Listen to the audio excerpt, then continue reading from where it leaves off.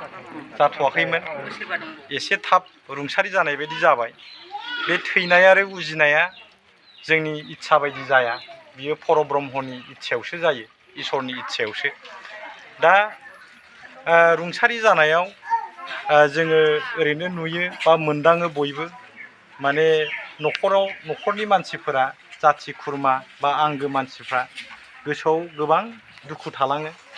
दा बे दुखुफोरखौ जाहाथे पुर्ण परब्रह्म ज्योति स्वरूप आत्मा गुरुआ माने गावनि अननाय आरो गोहोजों माने बिसोरनि दुखुखौ थाबैनो माने फोजोबनायनि गेजेरजों न'खराव थालांनाय गोथां मानसिफोरखौ जाहाथे सुख सान्ति भाबै थांनानै थानायनि बेबस्था खालामनानै होयो। बिनि थाखाय इसोर पुर्ण परब्रह्म ज्योति स्वरूपनि खाथियाव बयनिबो जानानै आंनि आरज थाबाय। आरो बिनिफ्राय शास्त्र मथे, धोरोम शास्त्र मथे जिब जिबिया रुंसारि जानानै थाङोब्लाबो, जोंनि नोजोराव रुंसारि जादोंब्लाबो बियो परमात्मा इसोरनि नोजोराव बे रुंसारि जायाखै। जायनिफ्राय फैदोंमोन बियो बेनावनो थांफिनबाय, आरो जोंबो बेबायदिनो जायनिफ्राय फैदों बिनावनो थांफिनगोन।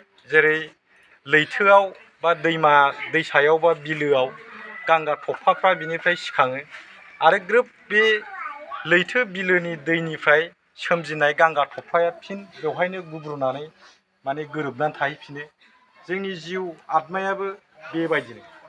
दा आङो सारथि आइखौ माखासे समाव खनफा खननै लोगो मोनदोंब्लाबो, नैबे रुंसारि जानाय बाबा, बे बाबाखौ आङो बे रोखोम लोगो मोननाय बा बेजों खामानि मावफानाय आंहा बिदि गोसोआव गैया, बा आंहा माने खाफालाव बे गैयामोन।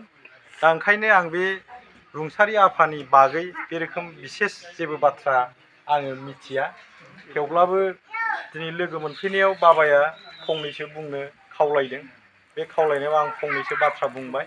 आरो बिनिफ्राय जोंनि नैबे सत्य सनातन एबा ब्रह्म धर्मआव रुंसारि जानाय बै बेक्तिखौ माने सुबिदा बायदियै बेखौ जोङो फबनांगौ, बा अराव सावनांगौ, बा दैयाव गारनांगौ, बा लांदाङाव गारनांगौ, सुबिदा बायदि आरो।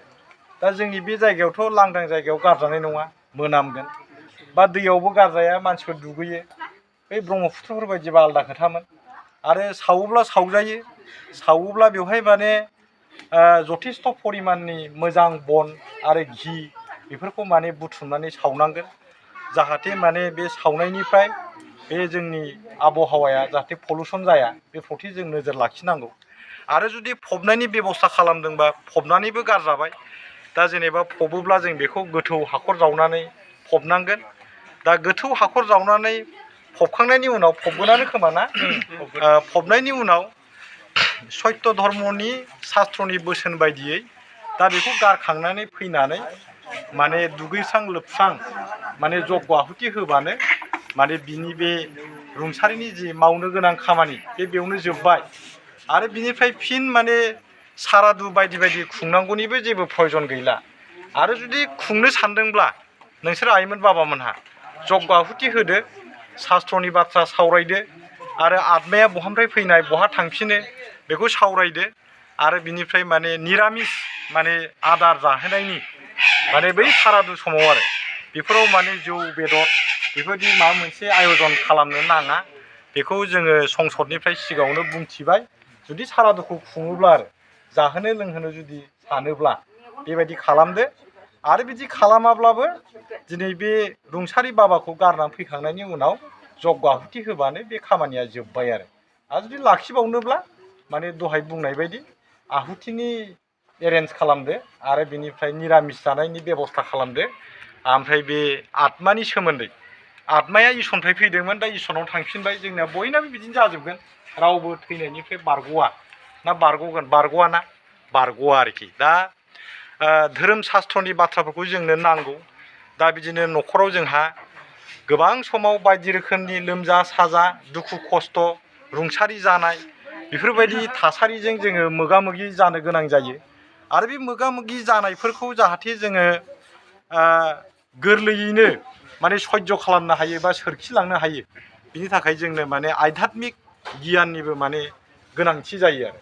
दा नैबे रुंसारि जाखांनायनि उनाव जों माने सम लानानै आइ एबा आइनि न'खरा जुदि आरो फिन माबा मोनसे जोंनि जायगायाव परमपरा बिदिनो सोलिनानै दङना आवगोलनिफ्रायनो बेखौ जुदि सानोब्ला नैबे धोरोम शास्त्रनि बाथ्राफोरखौनो माने जोङो सावरायलायनानै जों माने आत्मा परमात्मानि गियान रुंसारि जानायनि उनाव बियो बहा थाङो मानसि हिसाबै जोंहा मा मावनांगौ कर्तब्य दङ बेफोर गासै बाथ्राफोरखौ जोङो सावरायलायनानै माने गियाननि बाथ्राफोरखौ जोङो मिथिलायनानै लायोबा जोंनि संसार जानाय जोंनि थांनानै थानाय बेफोर गासिबो माने नांगौ बायदि इफिसियेन्टलि बेबायदि जानायनि मोनसे राहा बेबस्था खाबु बे जोंहा थायो आरो दा आङो बिसेस बेबायदि जेबो बाथ्रा बुंलिया आं बेखिनि बाथ्राखौनो बुंबाय आरो बे रुंसारि आफानि जि आत्मा जिउ बे जिउआ जाहाथे परमात्मा इसोरजों माने लोगोसे जायगा मोनहैयो बिनि थाखाय आं बयखौबो खनसे